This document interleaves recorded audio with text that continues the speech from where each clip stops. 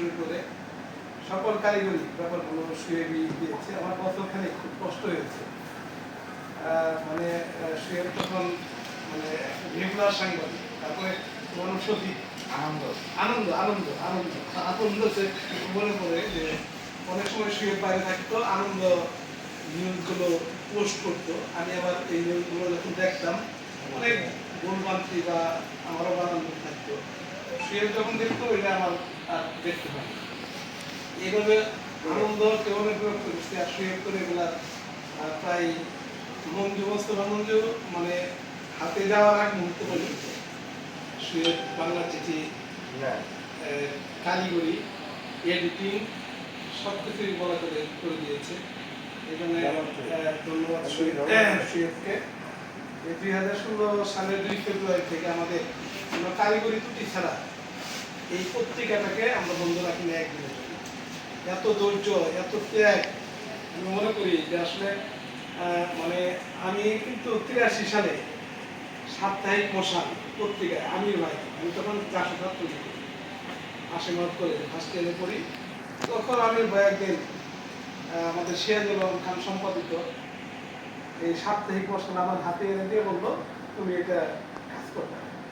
আমি তো সাংবাদিকতা সব, আমির ভাই আমাকে শিরোনাম কিভাবে লিখতে হবে, ইনপুট কিভাবে লিখতে হবে, বডি কিভাবে লিখতে হবে, উপসংহার ফিনিশিং কিভাবে দিতে হবে।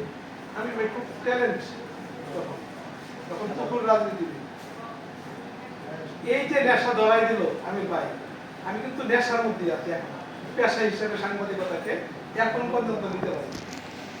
তো আমি এই নেশার মধ্যে থেকে এখনো আছি, তারপরে অনেক চড়াই উত্তায় ফিরিয়েছি। আমি মূলত একজন মানে মানবাধিকার করি, সমাজকর্মী হিসেবে নিজেকে পরিচয় দিতে স্বাচ্ছন্দ্য বোধ করি। তো শুয়েব যদি তখন আমাকে এই বাংলা চিঠি সার্বিক সহায়তা না করতো, হয়তো বা বাংলা চিঠি আজকে এই পর্যায়ে আসতো। তো কঠিন, এটাকে আমার 16 থেকে 24 সাল এই পর্যন্ত মানে কি পরিমাণ যে রেজিস্ট্রেশনের জন্য দৌড় পাড়তে হচ্ছে, কত নেতাকে ধরেছি, আমাদের তথ্য প্রতিমন্ত্রীকে ধরেছি, তৎকালীন প্রভাবশালী মির্জা আলমকে ধরেছি, সামনাসামনি আমাকে খুব দিত, কিন্তু তারা আসলে চায় নাই যে বাংলাদেশে রেজিস্ট্রেশন। আমি বলবো না যে কাদের সহযোগিতায় এই বাংলা চিঠি নিবন্ধন পেয়েছি। এবং যখন একদিন তথ্য মন্ত্রণালয় থেকে আমাকে ফোন করলো যে ভাই অভিনন্দন, আপনার পত্রিকাটা নিবন্ধন হয়েছে, আপনি সচিবালয়ে আসেন, এসে নিয়ে যান। আমাকে সহযোগিতা করছে আগে যে এখানে তথ্য বিতারা ছিল, পরে তথ্য অধিদপ্তরের ডাইরেক্টর হয়েছিল, উনি এই সচিবালয়ে প্রবেশ থেকে শুরু করে এই রেজিস্ট্রেশন কার্ড পাওয়া পর্যন্ত সহযোগিতা করেছেন। তো অনেক ঘুরতে হয়েছে, মানে এখানে এক গোয়েন্দা সংস্থা লোক আছে, আমাকে 6 বার গোয়েন্দা সংস্থা ফেস করতে, এবং উচ্চ পর্যায়ে ডিজিএফআই এর উচ্চ পর্যায়ের একজন কর্মকর্তাকে আমাকে ফেস করতে হয়েছে। একবার মানে পত্রিকা হ্যাকারের শিকার হলো, আমার সমস্ত নিউজ শেষ ড্যামেজ করে দিচ্ছে।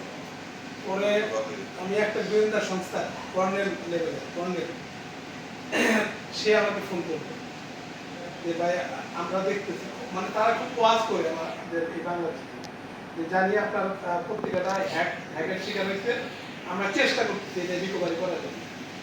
পরে 3 দিন 4 দিনের মাথায় পত্রিকা রিকভারি হয়, কিন্তু আগে সমস্ত নিউজগুলো আর রিকভারি করা সম্ভব হয়। তো অনলাইন পত্রিকা আজকে অনেকেই আসে, অনেকেই যায়, কিন্তু ধরে রাখা কঠিন, ধৈর্যের ব্যাপার। মোস্তফা মঞ্জু যদি না থাকতো আমি কার, আমার পক্ষে সম্ভব ছিল না। আসলে মোস্তফা মঞ্জু এমন একজন নির্ভর মানুষ এবং নিখুঁত সাংবাদিকতার ক্ষেত্রে প্রতীকী, এটা বলার অপেক্ষা রাখে। এবং আমি দেখি আমাদের গুটি কয়েক আমাদের মানে উপজেলা ভিত্তিক একজন করে প্রতিনিধি, এবং আমাদের অত প্রত্যেকটা প্রতিনিধি বায়োডাটা আমাকে তথ্য মন্ত্রণালয়ে দিতে হয় প্রতি বছর, এটা মানে রিনিউ করতে হয় যে এদের গতিবিধিও তারা তাদের ইমেল, মোবাইল, বায়োডাটা থেকে এই সাংবাদিকদের গতিবিধি আবার লক্ষ্য করে। তো আশা করি যে সরকার সরকার আসে, আমরা বাংলা চিঠিতে এমন কোনো নিউজ করি নাই যে আমাদের প্রতি আঙ্গুল তুলুক, এই আগের সরকার এখন সরকার। তো খুব হিসাব করতে হয়, এই যে অনলাইন ভিত্তিক সংবাদ পরিচালনা কিন্তু খুব হিসাব করতে হয়। আমি আরেকটা সাজেশন দিব যে অনেকেই ঢাক ঢোল পিটে এত ডেকোরেশন করে, আমরা কিন্তু গরিবই হানি, এই 16 সাল থেকে গরিবই হানি চলতেছে, এত মানে মানে ডেকোরেশন করি।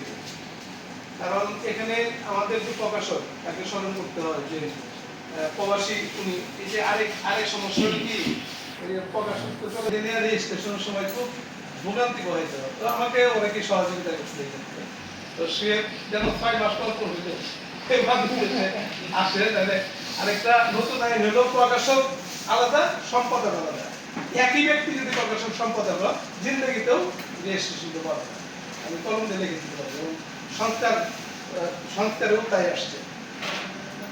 তো আরেকটা বিষয় আমি আমার সাজেশন থাকলে, অলরেডি আমাদের সহযোগিতা সহকর্মী মোস্তফা মঞ্জু যথার্থই বলেছে। আমি তো মাঝে মাঝে বসে একটা নিউজের জন্য একজন উপজেলা প্রতিনিধিকে ওই কমপক্ষে 20 বার ফোন দেয়। এই যে মানে এইগুলো কিন্তু ধৈর্যের ব্যাপার। এই যে এডিটিং করতে গিয়ে, নিউজ এডিটিং করতে গিয়ে যে ধৈর্যের ব্যাপারটা, এটাও কিন্তু বুঝতে হবে।